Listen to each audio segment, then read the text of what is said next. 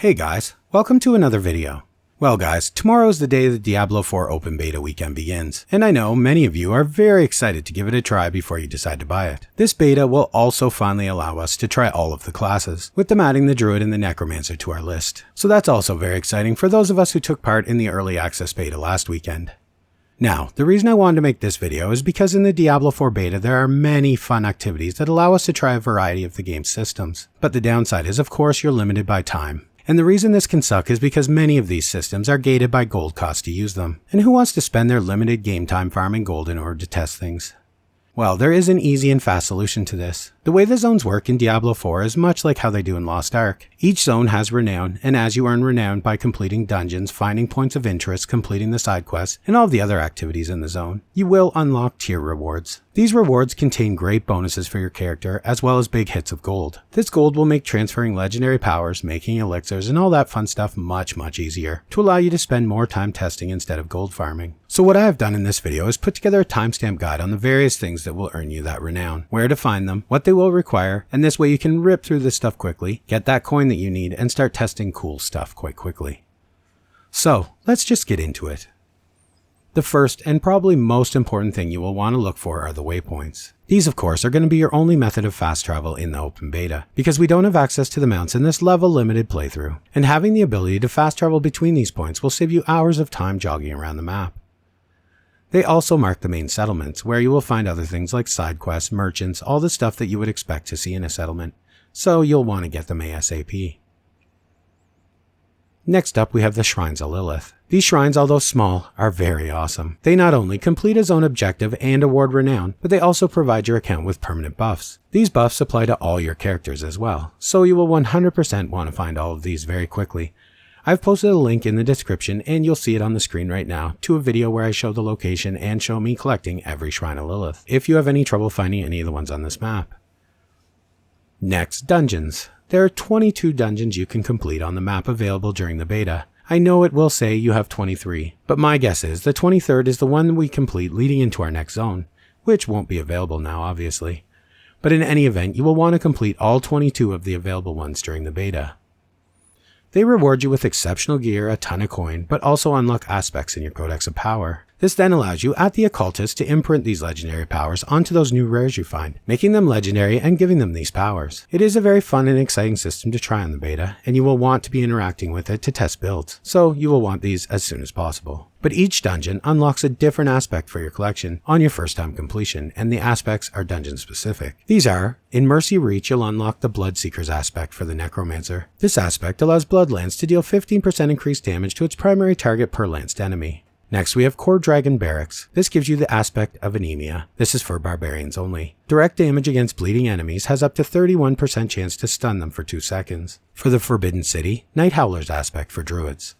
Blood Howl increases critical strike chance by 5%. In addition, Blood Howl also affects companions and players for 3 seconds. In the Caldera Gate, you get the Eluding aspect. This is for every class. When becoming injured while crowd controlled, it grants you Unstoppable for 4 seconds. This effect has a 40-second cooldown.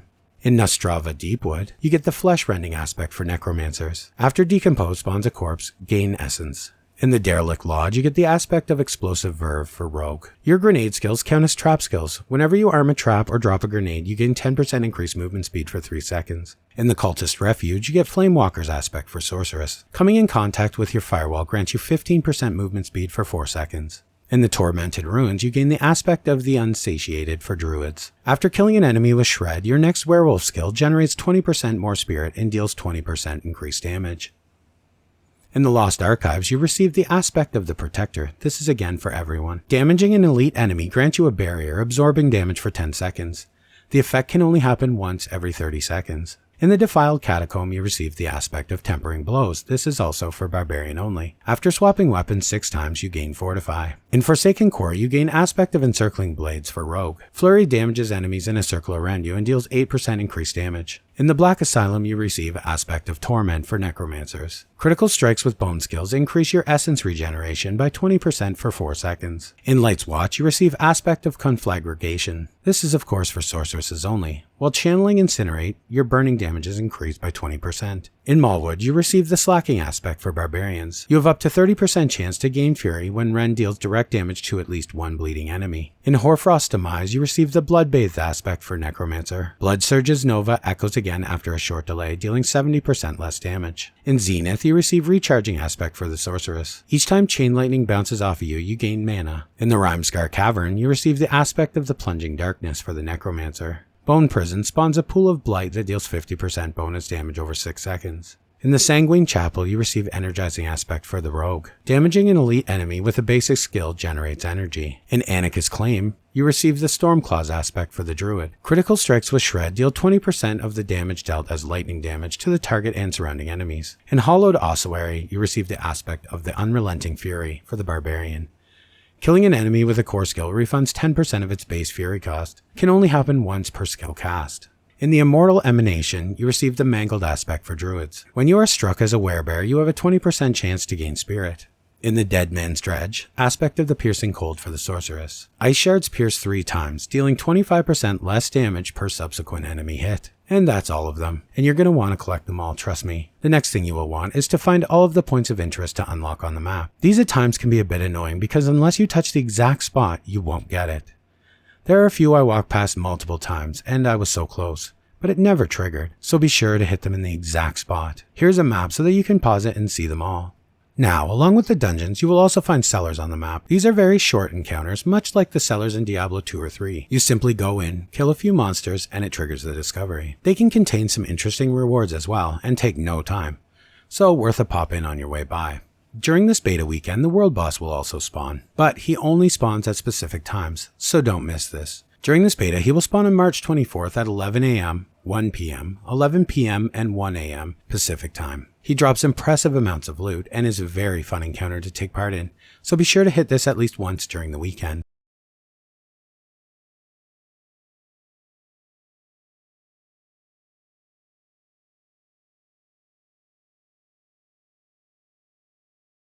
Diablo 4 also has world map events, much like the past versions of the franchise. These can be anything from protecting people, escorts, killing bosses, killing waves. It really is quite various in the conditions, keeping them kind of fresh. These events award you with currency for gambling, good amounts of gold, and great items.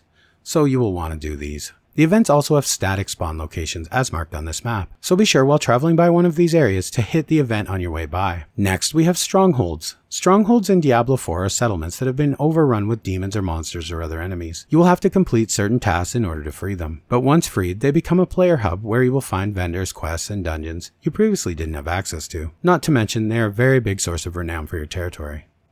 During the beta, you will have 3 strongholds to liberate. Keep in mind though, strongholds do not scale like the open world, so you'll have to hit certain level thresholds to complete them. These are of course Nostrava at level 18, Malnock at level 18, and Core Dragon at level 25. And that about covers it. I tried to bring you this information without spoiling the encounters or the story. If you have any further, more specific questions, please feel free to ask. So guys, will you be playing the open beta this weekend? And if so, which class are you most excited to play? I think I'm most excited this weekend to try the Necromancer. And as always guys, thanks for watching, and I will see you in the next one.